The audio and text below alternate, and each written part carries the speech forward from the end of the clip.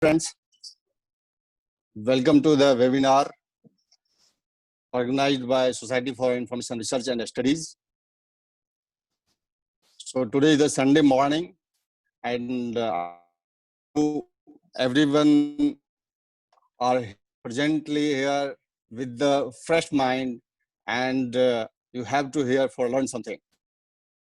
First, I introduce this Society for Information Research and Studies. Then we do have two eminent personalities with us. Today is a speaker, Dr. P.K. Bhattacharya and Dr. A.M. Siddiqui. So I introduce one by one, but first I just to go through and give the introduction of Society for Information Research and Studies. This society is a non-for-profit organization spearheaded by a group of leading entrepreneurial professionals working in the field like information packaging, consolidation, graphic design, and development, content development, and core competency development through capacity building programs. SIRS is a membership association for people who manage information and knowledge. SIRS play a strong role in shaping the future and continue this work vigorously through the teams of the expert who lead and produce the publications, the training course providers, a network of expert members and the staff, as well as the editorial and SIRS advisory board. Current trends are mentioned and leadership is provided through the products and services of the esteemed members. SIRS provides leadership in areas such as core competency development through education, niche area of information science, information and knowledge and record management. We believe that information, records, and knowledge management skills and technique are core to knowledge professionals who help any organizations. Part of the work of the shaping the future in this new era will involve reinvigorating our existing communities of practice. It's called COP in short, and creating new ones. We are always looking for energetic, practical people with good ideas to help us develop our networking activities. So friends, I welcome everyone, those who want to contribute expertise with the Society of Information Research and Studies, they are most welcome. The society is a fair and equally prosperous knowledge society is underpinned by literacy, access to information, and the transfer of knowledge. The society mission is very clear, and it's a requirement of this day. It's to promote and support the people who work towards achieving this vision. Be the leading voice for information, library, and knowledge practitioners, working to advocate strongly, provide unity through shared values, and develop skill and excellence. Develop core competency among knowledge professionals. So my friends, this is the little Society for Information Research and Studies. Now, today we are blessed. We have Dr. A.M. Siddiqui with us presently, and we people are very unfortunate that he blessed us as a director of this society. Apart from that, Dr. Siddiqui is advisor of NIDO, a Japan-based company working in energy sector. He has done his PhD from USA in digitalization and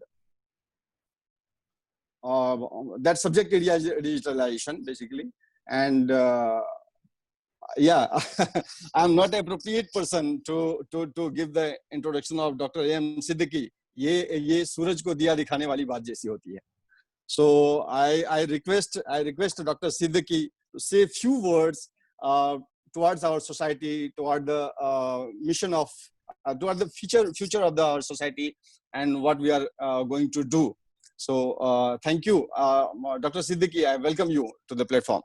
So thank you very much. Good morning to everybody. I hope I am audible to everybody. Yes, sir. You are Uh, very much. Yeah, so thank you very much, everybody, and welcome to this knowledge management seminar, which is the talk will be delivered by Dr. Bhattacharya. I have to introduce that Society for Information Science and Information Research and Studies, which was established in 2012 with a group of professionals and like Dr. Ganguly, Bhattacharya, and many others. Anand Jha is also a member. And the society's website is www.searchindia.org. Please visit the website. And it was established with a group of professionals with varied expertise in management of information technology, management and knowledge. And we have collaborated in the past with many prestigious organizations to hold some conferences and seminars. And more than that, Anand has already explained about it. Regarding today's topic, I would just quickly comment three, four things. Like knowledge. Knowledge we classify into three categories. Explicit knowledge, which is a formal and easy to communicate. The other is tacit knowledge. We use the word tacit and use tacit knowledge also, which is technical and cognitive. And the cultural knowledge, which includes assumptions and beliefs. Then what kind of knowledge is valuable? All information is not knowledge, and all knowledge is not valuable. So the key to find the worthwhile knowledge within the vast sea of information. Now we come to the topic of knowledge management, which is a process of creating, storing, and reusing organizational knowledge, know-how, to enable an organization to achieve its goals and objectives. Then knowledge management is started and popularized in the last decade of the 20th century. Business world first realized the importance of knowledge in the global economy of knowledge. So the knowledge tools are systems organizations use for sharing information internally and externally, like include customer relationships, systems, learning management systems, and knowledge bases. KM is a business concept aimed to ensure improving operations to gain competitive advantage. In today's environment, the concept of library has drastically changed due to arrival of e-resource and internet. So this is the brief background which I want to set the tone for the speaker to come in. And thank you very much for inviting me over here. And I wish you all the best and hope that you will have a good learning from this webinar. Thank you very much.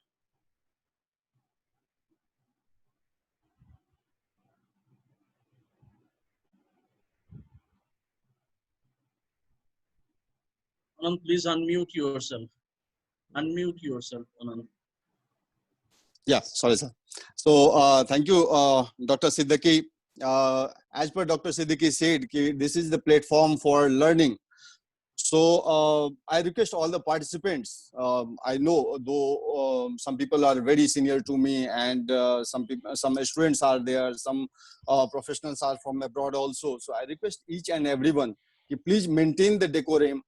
Don't unmute your audio and video in between, and don't interrupt in the presentation of the presenter.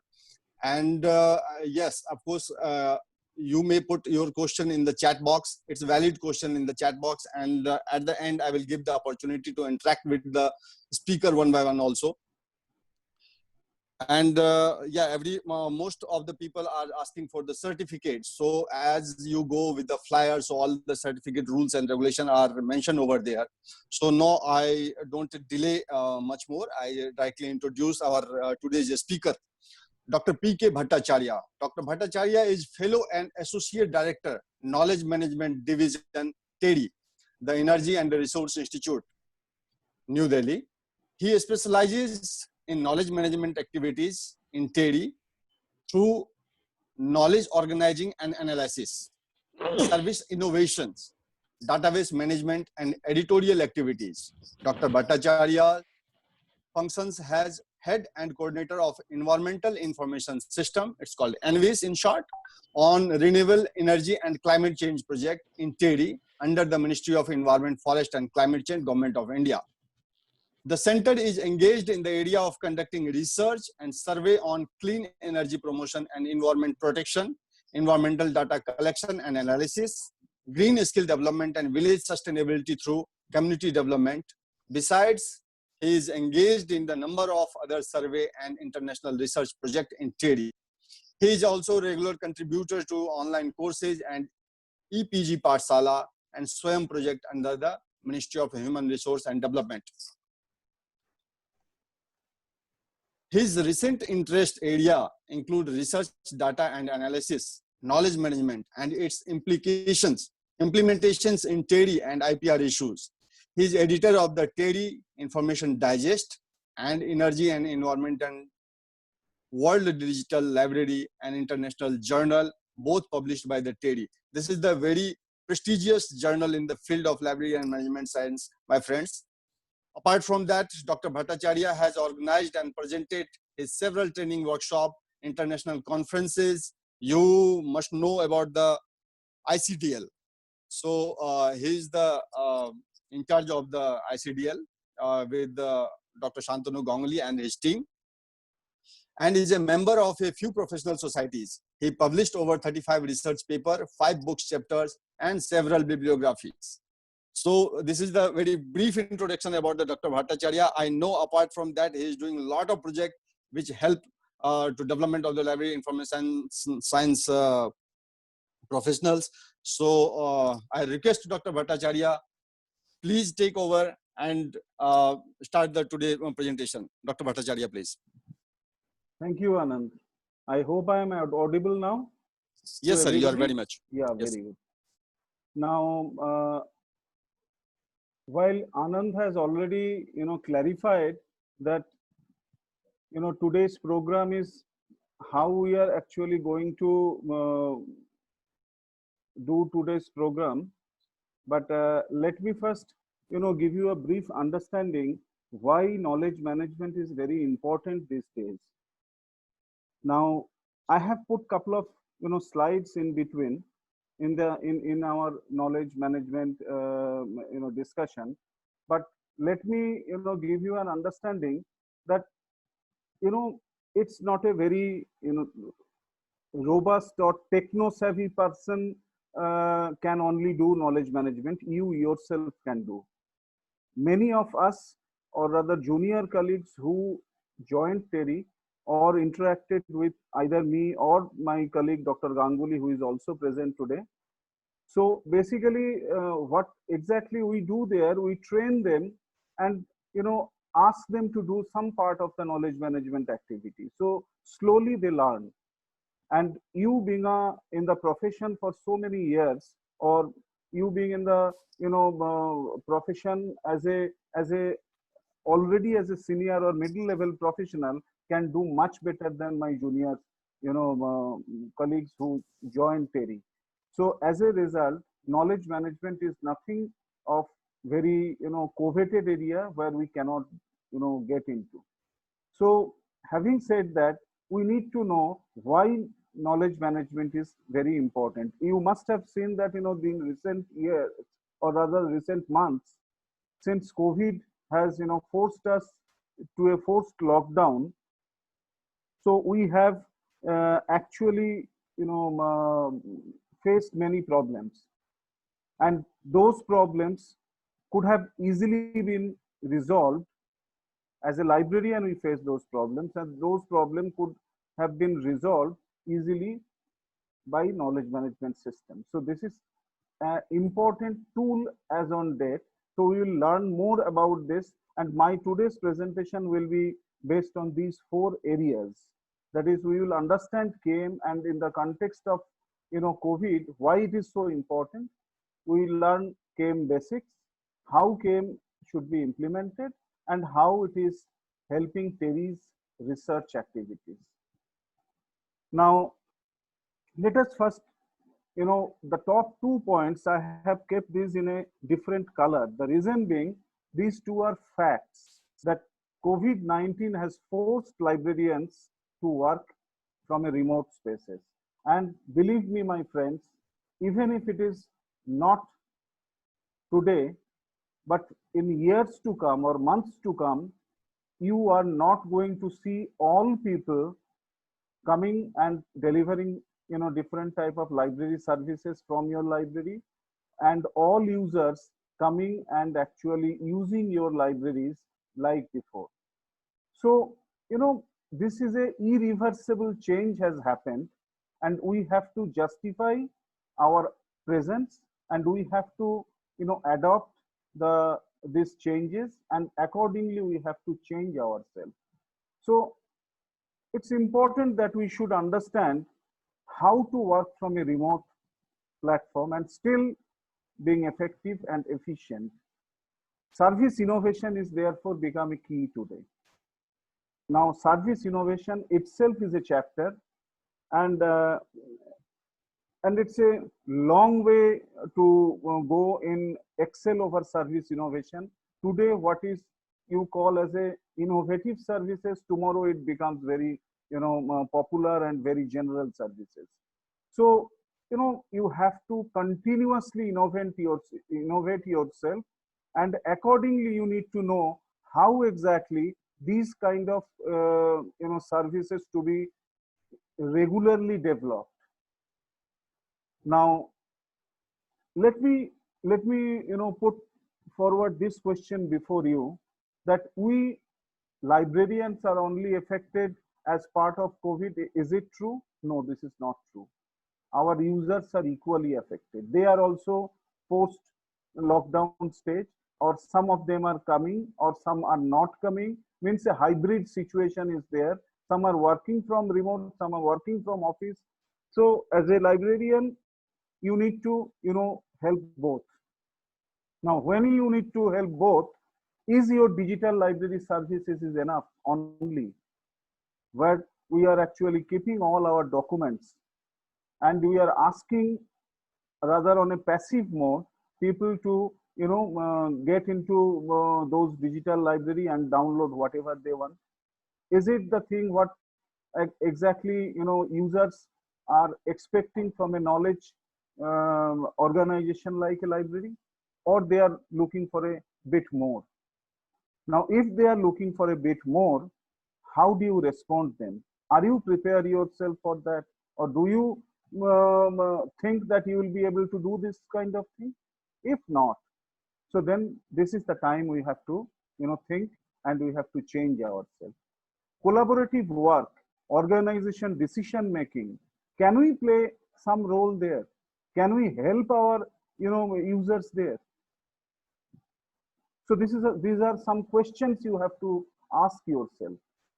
Now believe me, in this particular phase of life, when everybody is facing some problem, now if we cannot help people with our extremely useful knowledge base, so slowly they will, somebody else will fill that vacant place, and ultimately librarians will be shifted further backward.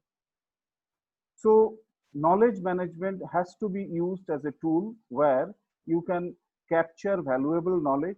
Now I'll come slowly in what kind of knowledge, so that you can take some part in decision support system, you can take some provide help in conducting research, develop academic tutorials, academic activities, and all these sort of things.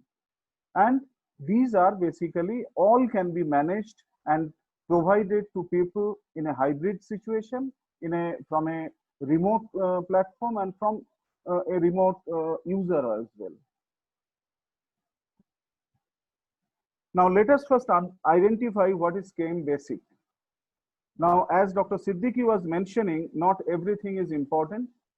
Not everything is actually can generate knowledge or develop knowledge. So basically, when data, or rather raw data, or pieces of different raw data are coming together, or segregated in a logical sequencing, so it becomes information. Those information when further processed become knowledge, and that ultimately leads to our wisdom.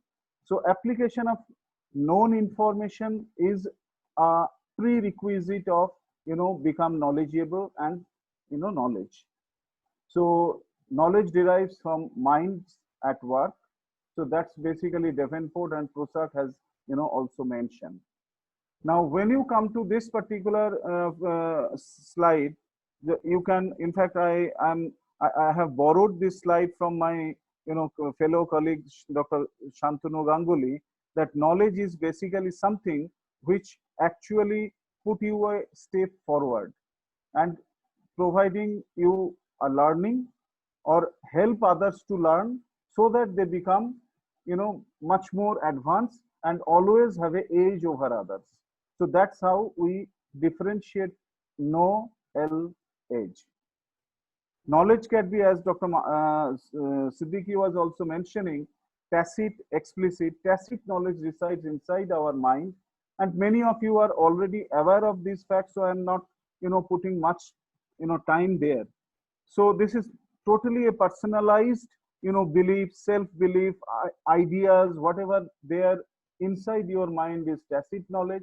In a written form, that becomes explicit and could be of published or unpublished literature. However, both whenever this is written in or rather maybe in a video form, you have captured something, so that becomes an explicit. Now this is what is actually inside our brain.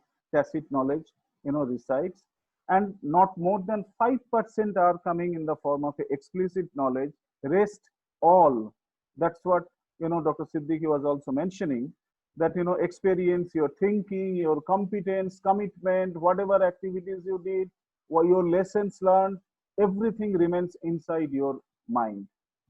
Now friends, I'm happy to tell you that over the years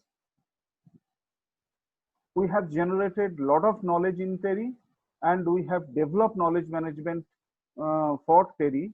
And now we are in the process of developing a course module for our search users. And in an online form, we will teach, or rather we will share our experiences, not only us, but other experts as well. So we'll share that experiences with all of you in much more detail. Today is the precursor of that course, you can say.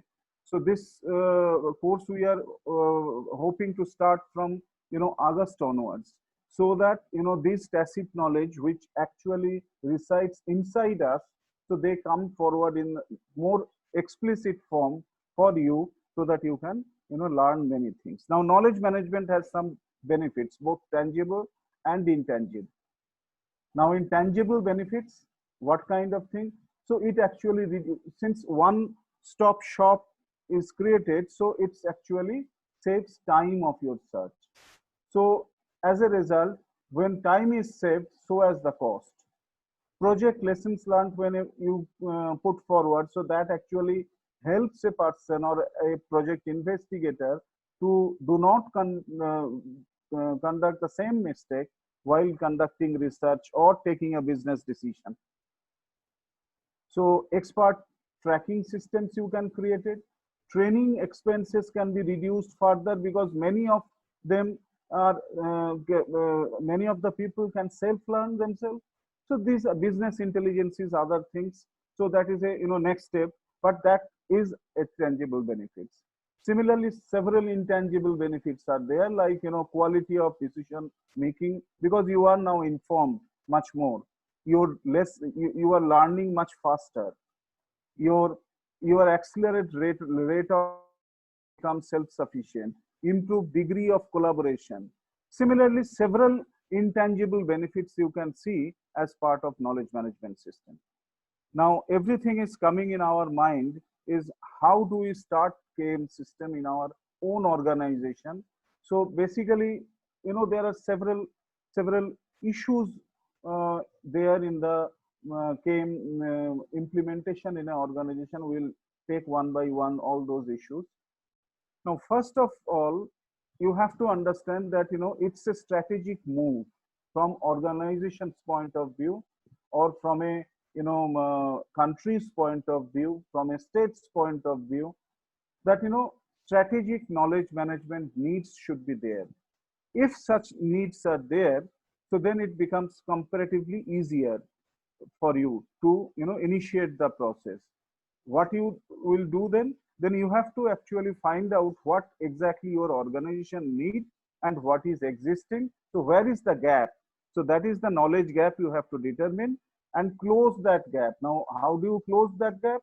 Because you will create more knowledge repositories on those areas where knowledge are not actually properly distributed equally among the colleagues, or in an organizational setup, or in a industry setup, or government setup, wherever. So this, close your knowledge gap, and then disseminate and apply those knowledge acquired to many, so that they also become knowledgeable and their learning process starts.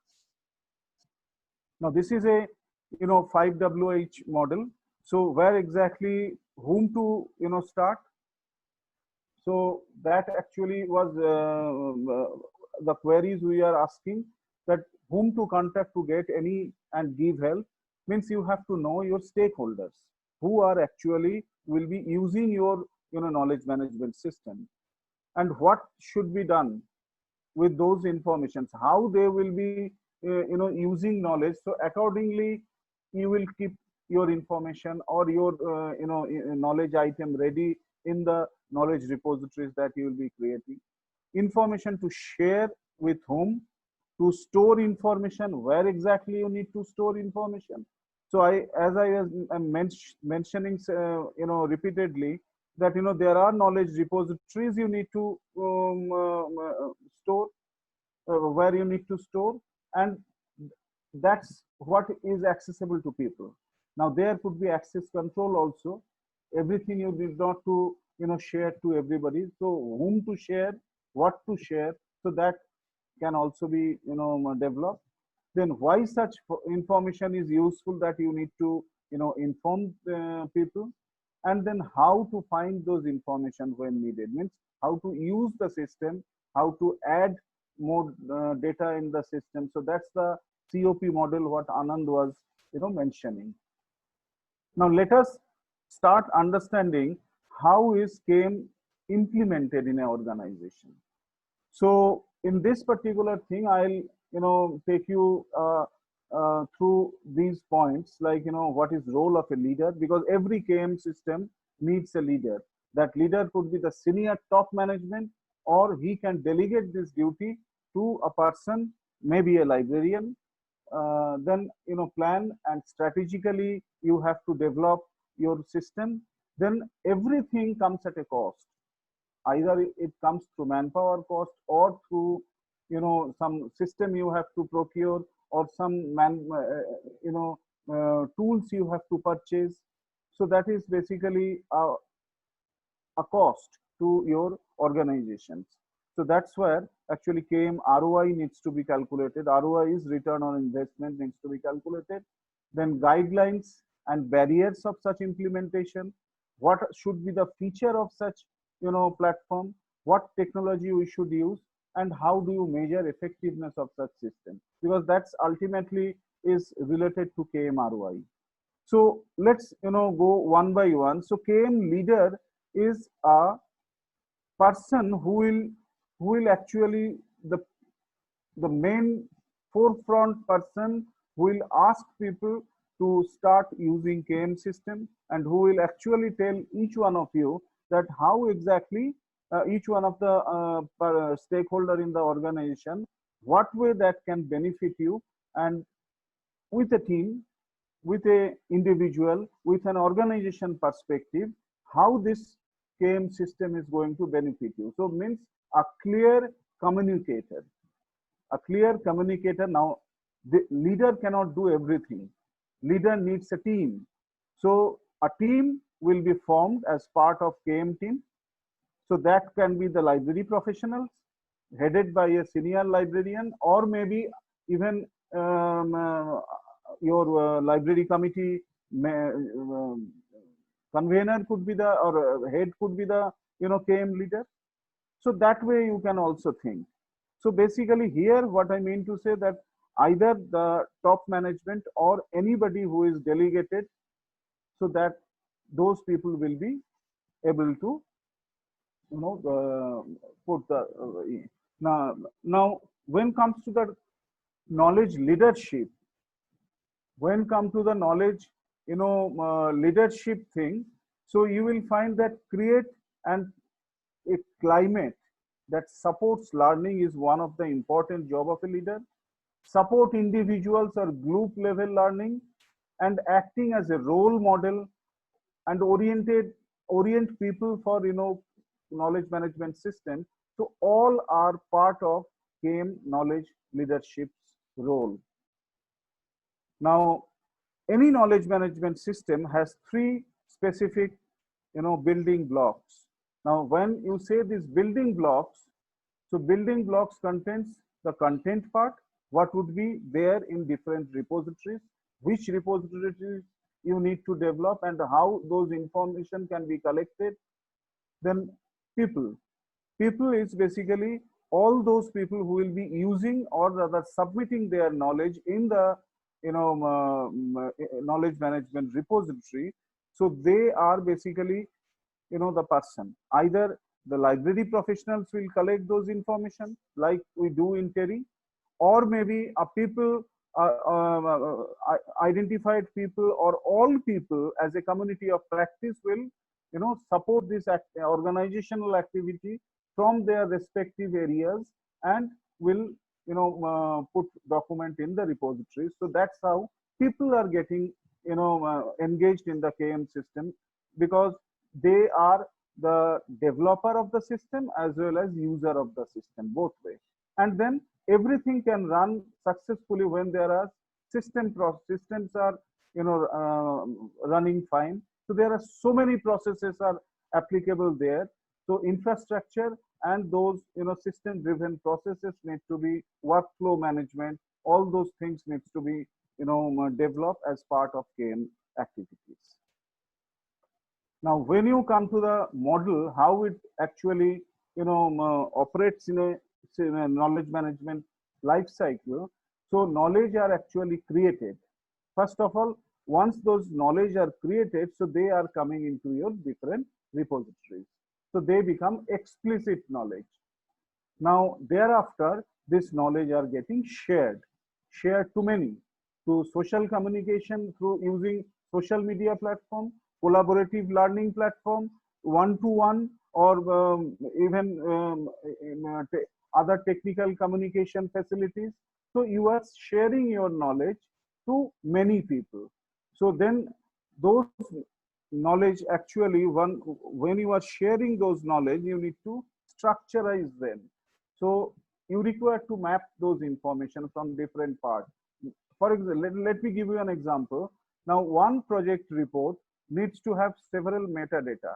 Now, project report can have data also. So those data can go to another repository. Then it can have lessons learned, video. So that could be in another repository. There are several people, worked in that project. So there could be several expertise developed in within the organization that could be captured in another repository. So when we say information mapping, means mapping of all these, repositories. When a user search, so they get not only the report but also the expertise, also the data, and also other, materials along with the metadata. So those things you have to actually map, and then, storage them, and then retrieval efficiency you have to, take care of. So after that, this start, using, people start using it, and at the end of the day, you will find that, some are used rigorously, some are not used so, regularly. So those are actually have crossed their, value, or they become obsolete. So you have to have a knowledge audit system, and something you have to put on archive or deleted, or maybe another version needs to be added there. So that's how knowledge life cycle runs for any knowledge management system. Now this gives you an idea. When our organization does knowledge management system, it has two parts. One is its internal environment, another one is its external environment. Now in the internal environment, if you see at the bottom, that the knowledge required to enhance an enterprise competitiveness. So that's how our organization use knowledge management system for people. Now, if that is a gap identified, so that gap needs to be, closed using this, plan for knowledge management system. So what type of knowledge needs to be stored? So that generates, that need generates as a result of this, remain competitive in the market or in the forum. So it's a organization's perspective we are working here. So that's a gap that needs to be closed, and that actually help us to go to the implementation of KM. Now in the meanwhile, knowledge required to enhance an enterprise competitiveness perceived by employees. Now not only this thing to be perceived by the experts or a group of management people, but this needs to be percolated down to each individual employees. So then only it can be developed together. So a knowledge management system cannot be developed by management only. That needs to be supported by different other organizations, other employees within the organization or within the system. If it is a academic organization, so academic system.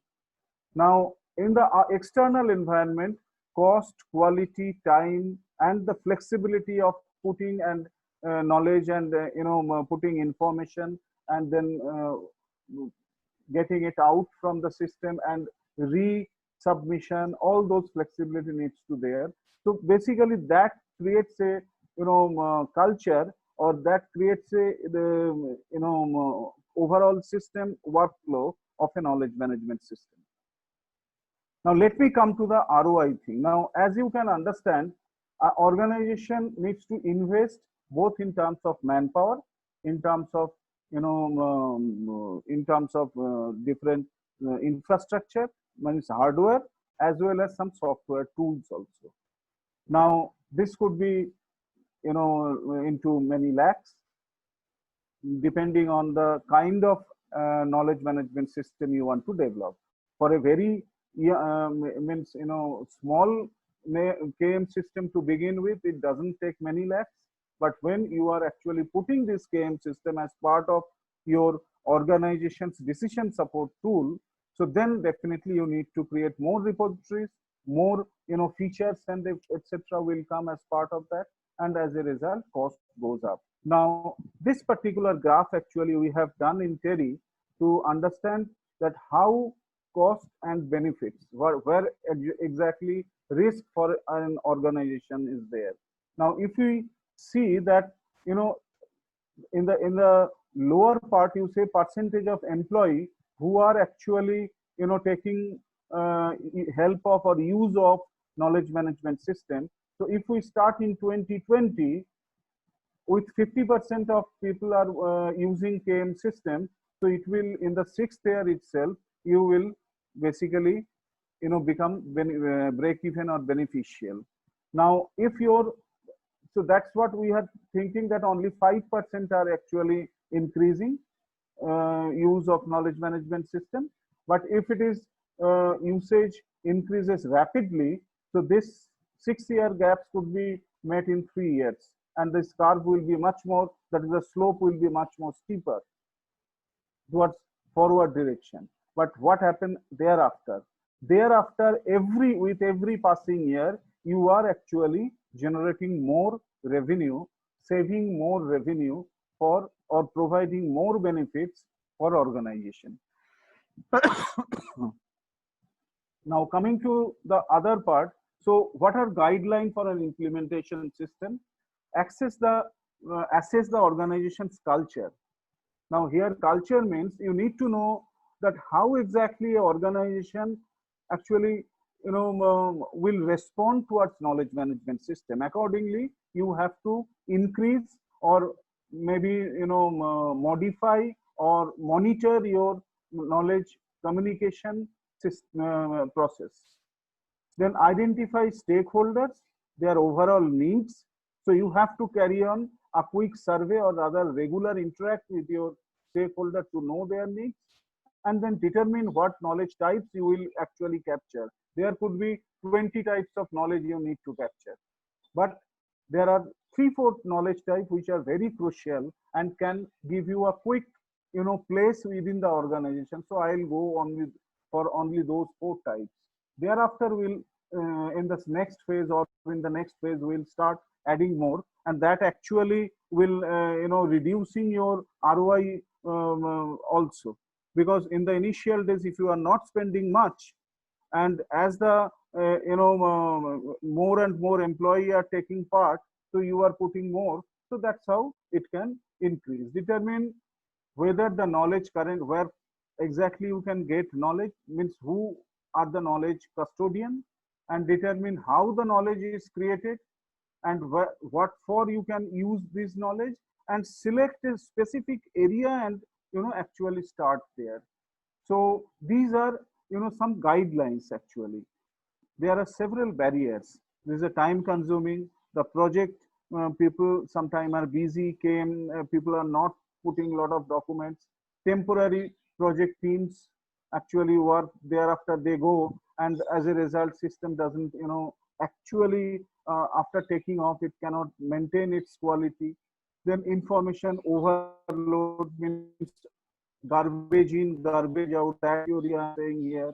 Workers couldn't visualize benefits, so it's need of a regulation or communication. So these are from organization perspective. There are group or team perspective, you can also get several barriers, and some individual perspective also are there. So there are several barriers, but you see the most of these barriers are mostly cultural related.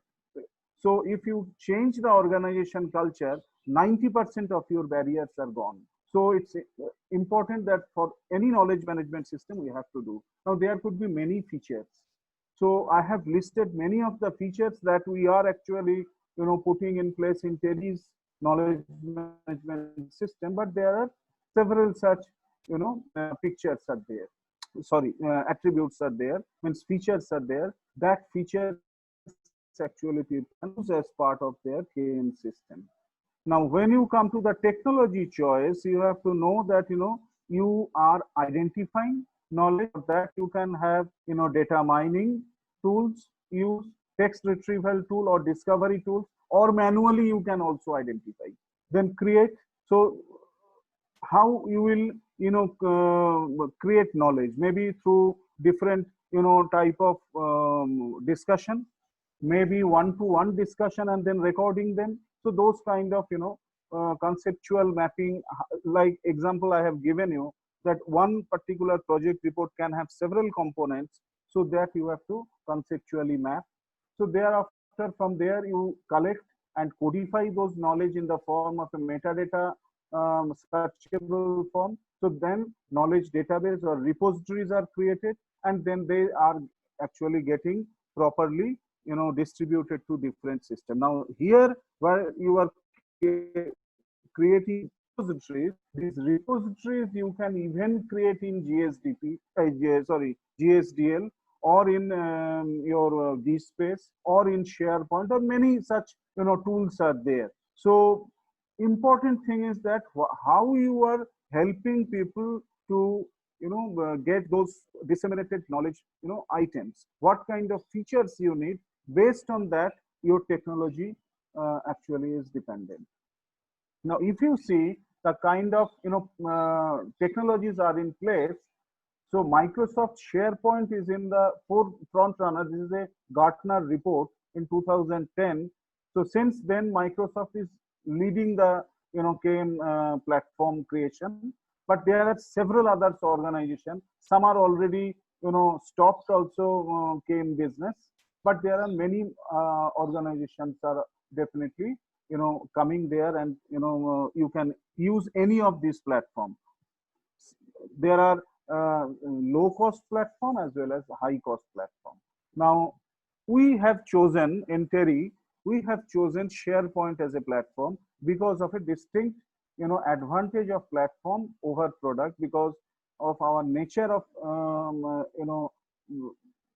nature of work. We have to do many kind of you can say many type of in-house addition, plugin create. We have to create several systems. We have to integrate the knowledge management system. So that's why we have chosen platform as a SharePoint platform, not the any specific product like HCL has a product, or similar many other organization products. Now there are several tools you need for, and several softwares also. Now for the tools, so for content repository you can use ECMS or CMS platforms. Content search can be done using them. Communication tool, you can use any of these platforms. Social software, any social media link you can use, or CRM or ERP based systems. Every organization is some way or the other is using this. Knowledge visualization you can do using Tableau. Tableau is of course not a free software, but Tableau public is, you can use and put data in your KM system. Then image of that. Then decision support tool or the other data analytics tools also you can use as part of your different KM services. And there are several softwares also. Specifically, I have mentioned digital library software also can be used for creating knowledge repositories, but then you have to have a robust searching platform which can integrate these knowledge repositories with your library, other digital library libraries, and your other integrated platforms of your knowledge created platforms of your organization.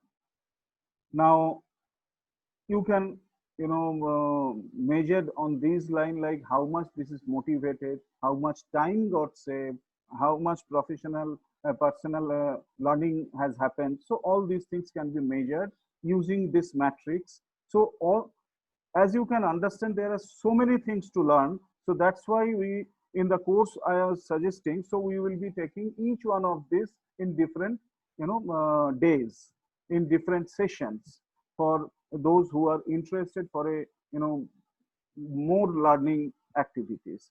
So KM in present perspective, if you see, present perspective means COVID perspective, it could be personal knowledge you are storing in your system in different folder and subfolder. That way we actually manage our knowledge. It could be enterprise knowledge, it could be national level knowledge.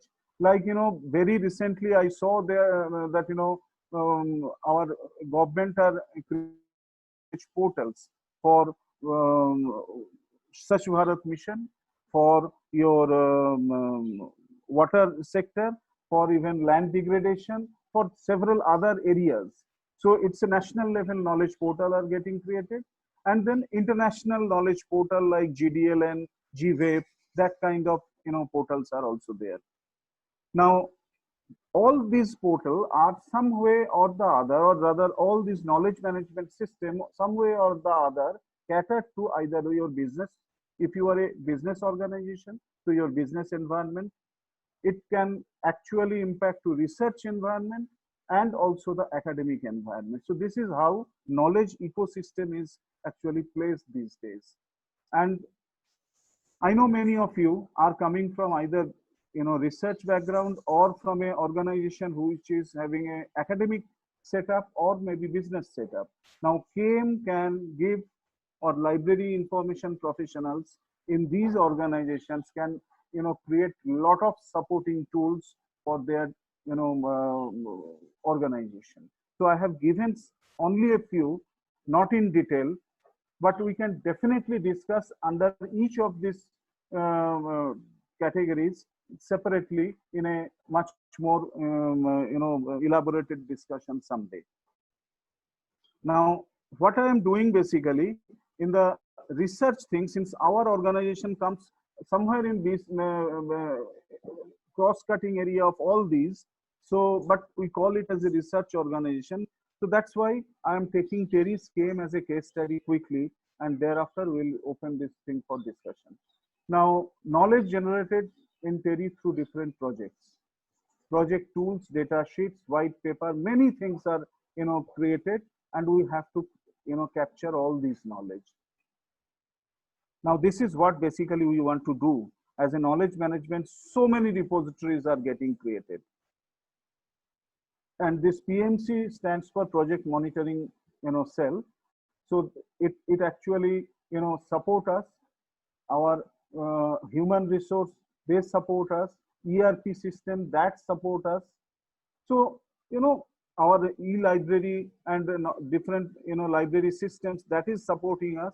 So this actually gives you a organization, you can say landscape, where from we are getting a lot of knowledge.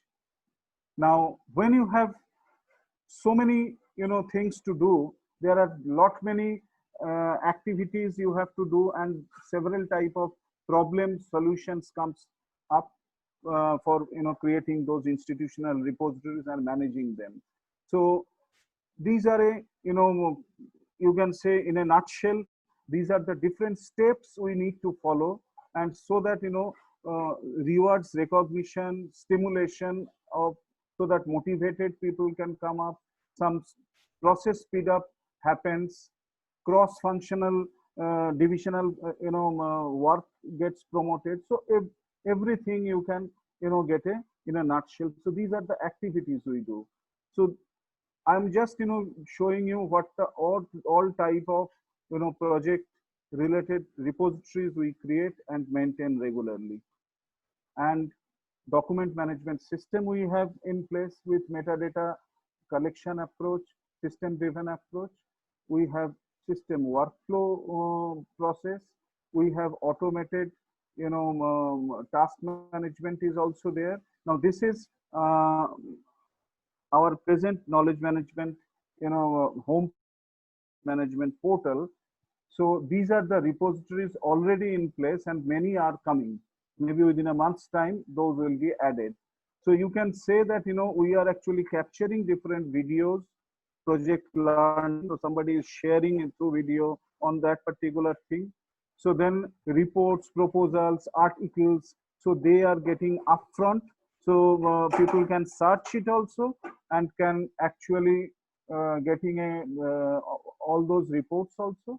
We are actually announcing different programs, different events, and regularly, constantly in touch with our different users.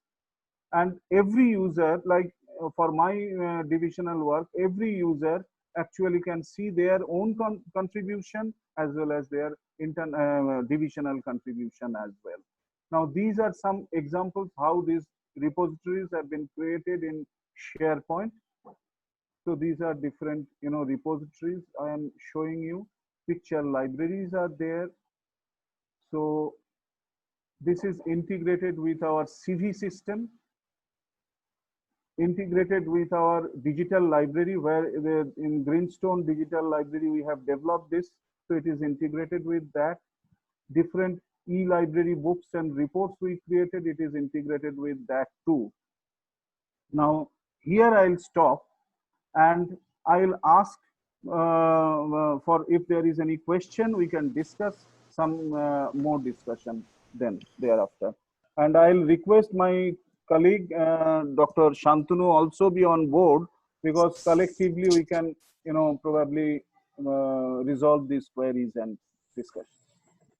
Yes. Thank you, Dr. Bhattacharya. So till now, I didn't find any question in the chat box. So everyone is praising your presentation, and they like to have your presentation. They're demanding the PPT. So definitely, I'll share YouTube link. I'll share the all recording to the participants. That's not an issue.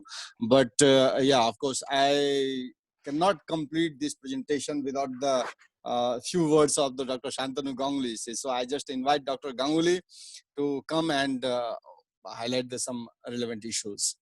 Dr. Ganguly, please.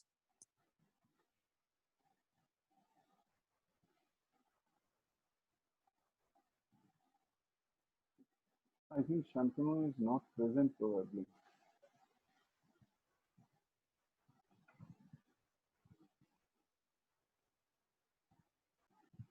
So if there is, oh, you are there. Okay. So thank you, Dr. Bhattacharya. In fact, you will be all pleased to know that we have with us Dr. V.N. Shukla.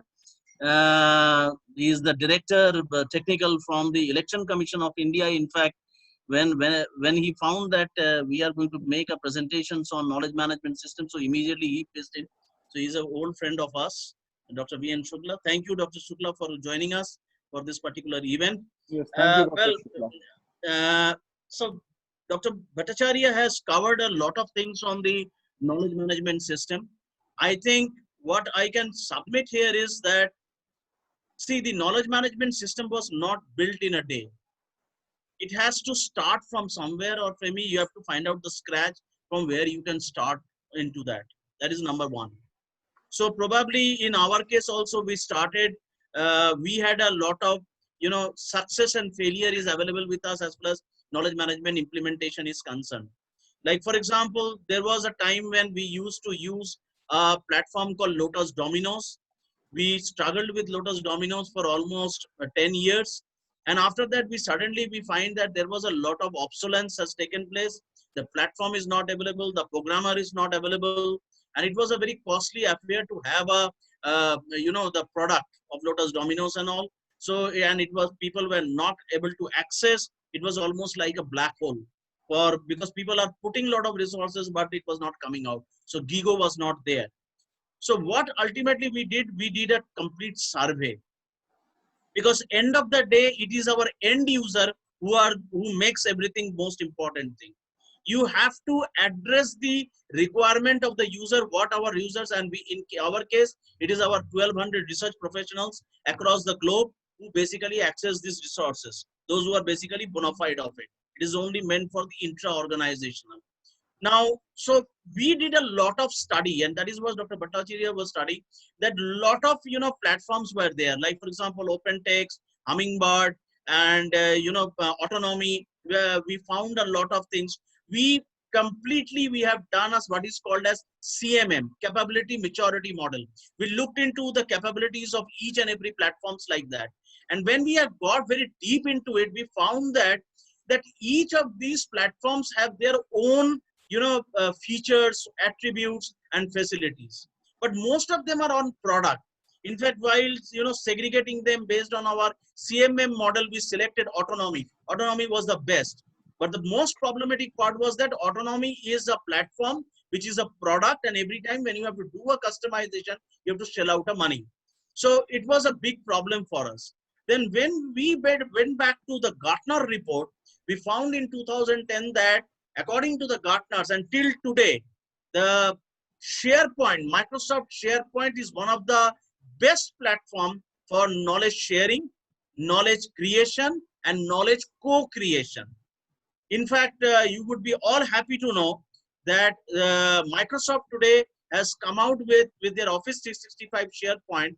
They are coming out with a new model, which is called as knowledge mining, where basically it is a advanced model of the SharePoint where you can really get into the much more nitty-gritties of the knowledge management system and all that. So just giving a thrust on that, and we would be coming more and more this kind of a training programs and all. So over to Dr. Bhattacharya, please. Yeah, I could see not question directly, but couple of comments based on the question. I can tell you that, see, in a school library, KM system is definitely possible because that is an academic setup. So you can probably start with your digital library software, but what kind of knowledge repository you will create, that you have to discuss with your management And of course, we can also help you, support you. You be part of our this KM, online learning. That's the course we are trying to, put together. And you can definitely benefit from there, how to do what exactly, demo based, course. So I think you will definitely get benefited. That is number one. Second thing, one question I saw in the chat box, that whether this is available for external people. No organization will make their KM system available to external people, but what you can get, you can definitely get a glimpses of those systems, or the kind of knowledge repositories are developed, benefits what we are drawing. So we can, or our researchers, how they have benefited. So such type of snippets are creating. So those will be available using our Terry's website. So you can definitely get in touch with them as well. Yeah, So, Dr. Bhattacharya, I just saw one question in the chat box. There is some scope of implementing area in research library. So I think your talk is based on the research library only. So I don't ours know. is a, see, Yeah. basically, that's what I was telling. In one of my slide, have shown that for research, for academic, and for business, there is possibility of implementing KM system.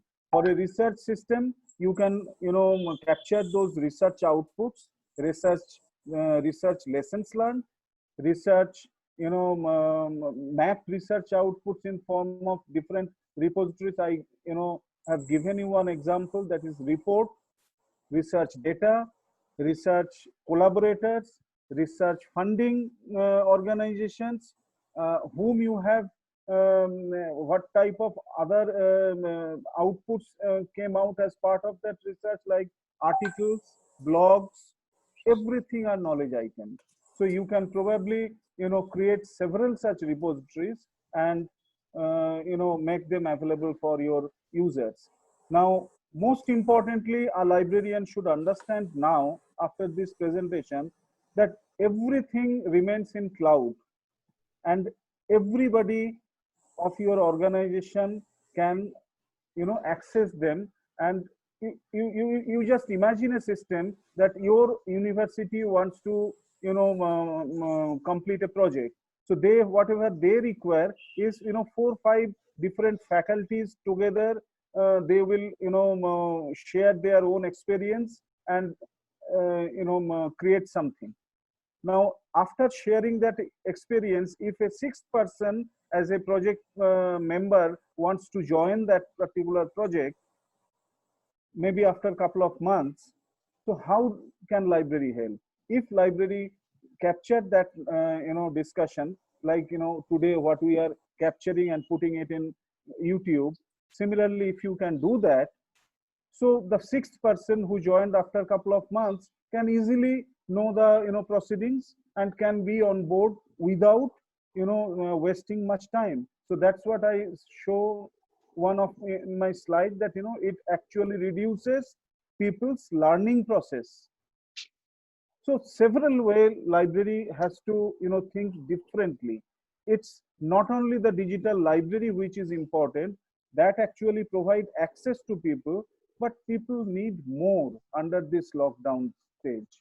So you as a organization, knowledge custodian, supposed to capture this knowledge and provide this to your users.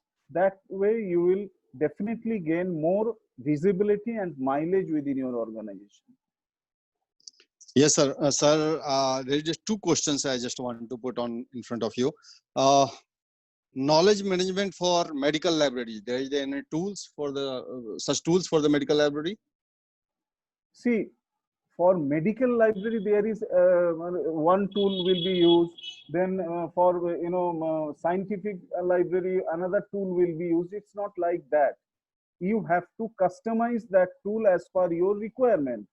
SharePoint is a platform where you can create your several repositories. for a medical library, what type of knowledge items you need to, capture, that you have to understand first, and then create those, repositories and the respective metadata, and give them and carry out the knowledge mapping.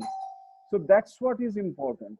It's not any tool which is actually, if you see that in the knowledge management, system, that slide I didn't put, its tool only plays 25% of weightage. 75% comes from process and people. People means you have to understand the need, requirement of your organization and create your own repository. Use any damn tool. It hardly makes any difference. Okay. One question is very challenging. Basically, I saw 2-3 persons are putting this type of questions. Without the IT facilities, how can they develop the knowledge management system in their college or as well as their research center? Without the IT facility is means no organization can function without the IT facility, first of all. So this question, I think what they want to mention, that without a proper tools Facilities. and facilities, how this can be done. Now, you need not to do, you need not to have much facility.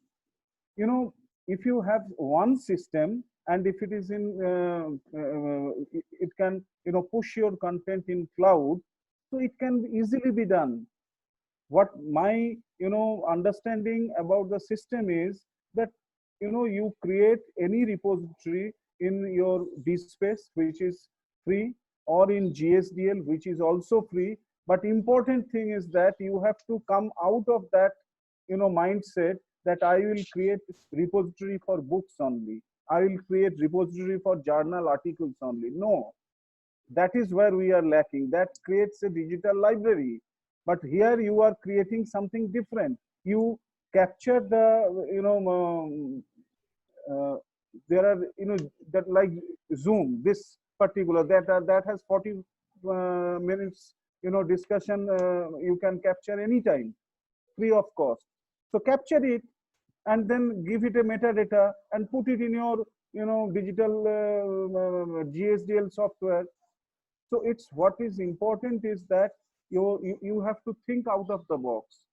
So that's my main problem. The motto of this today's presentation is, COVID has put everybody in distress. How you are thinking differently, that makes all, difference.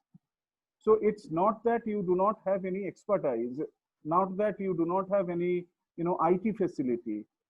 It's important that you understand what you can do using those little IT facility which is available with you. You can do wonders.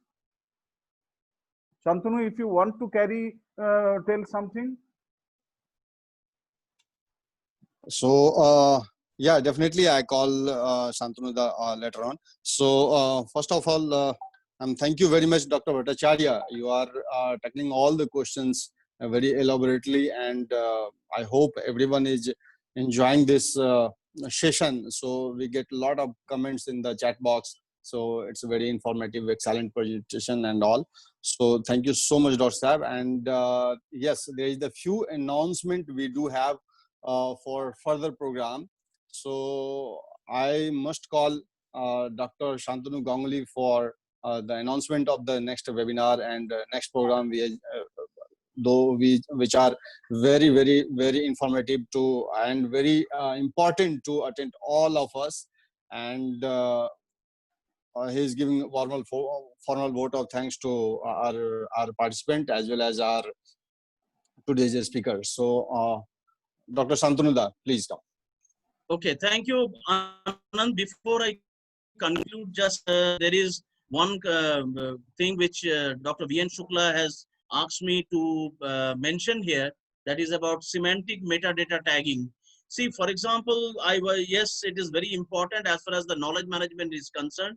We have to create a robust semantic metadata tagging, which is a very, very integral part of creation of the taxonomy management, which is an extremely important area for a robust knowledge management system to create.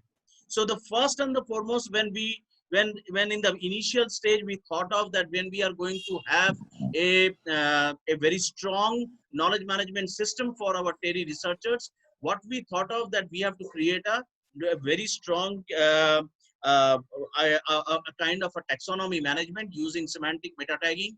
And this semantic meta tagging is not a very rocket science. It is, we are all of us, we know about this very much. One of the important component is that, like for example, if you have for example, if I take a word called environment, so under the word environment, what are the things can come into that? Like in climate change. Then under climate change, what are the other things can come? It can come adaptation, mitigation. Now, if I want to see the adaptation, what are the other things can come? Adaptation in the field of water, in the field of atmosphere. So you are going from a broader terminology to the narrower terminology. That the way you build a strong meta tagging, so it helps you to your information retrieval system to be more effective and more appropriate. So the user, like for example, the fifth law of library science said, save the time of the user. So if you create a robust knowledge management system with a taxonomy, semantic meta tagging inbuilt into it, so you can really save the time of the user. You can do a wonders into that. It is extremely important to develop a semantic meta tagging and all. One more thing I want to add, where Dr. Bhattacharya was telling that if I do not have a technology, then can I develop a knowledge management system? He has already given you an answer to it. But remember, there are three important words in a knowledge management system: knowledge, management, and system. Knowledge, you are already a custodian of the knowledge, which is inside the organization, which is the insights of the people. It is already there. And what you are going to do, you are going to do the management of those knowledge insights. You are going to do the ideas. You are going to bring in all the tacit management. Everything is going to come into that. System comes later. So first and the foremost thing, as a leader of your department, as a librarian of your department, first and the foremost responsibility is that you should have a utmost a kind of a requirement. You should feel the requirement that there is a system should be in place. Number one. Number two, please remember, please convince your competent authority or the top management, knowledge management system are never meant for one particular division. It is meant for the entire organization. Knowledge management is never spelled out in a microcosm part of it. It is always the organizational perspective. That is what Dr. Bhattacharya was trying to make. It is the organization in a whole, in a holistic way, is responsible for the knowledge management system. So you have to take the entire organization, not only your library. Library is going to be a very small part of it, where your explicit knowledge is there. It is going to be integrated, but you have to do beyond that. So it is a holistic perspective, your involvement in a whole way in the organization. So knowledge management is not just a small thing. So this is just a couple of points which came into that. Now, with that, now let me, at the outset, on the behalf of Society for Information Research and Studies, and for my personal behalf, I would like to thank Dr. P.K. Bhattacharya, the Associate Director of the Knowledge Management Division of TERI, for giving an excellent presentations on the knowledge management system. And it is just, he set the ball rolling. In fact, let me tell you that on the behalf of CERTS, we are bringing out the course modules to train people, which is the first of its kind in the country, on knowledge management system as well as on project management system. How do you handle a project? In fact, I would be coming for another presentations on project management system, where how an organization like yours, who can take up some of the projects and can also generate some of the revenues for your organization itself. Because there is always, you know, the competent authority always says, library people, they always spend, they never earn.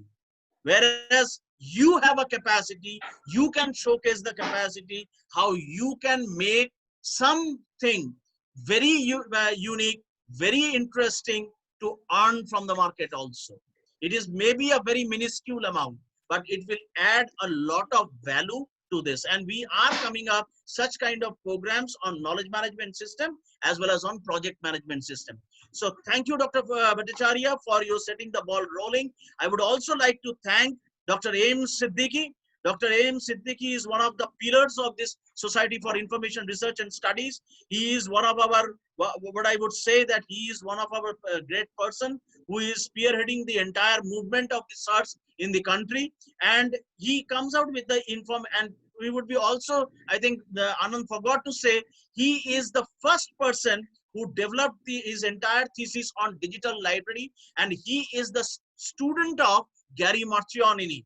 The Gary Marchionini is, I'm sure many of the library professionals who are there, they know that Gary Marchionini is one of the father figure in our library profession, and currently I think he's running into 90s. So he is a first student of Gary Marchionini. He is one of the Commonwealth Scholarship awarded. He got his MS from US, and under his leadership, CERTS is striving to do something beyond a certain levels and all, something very unique.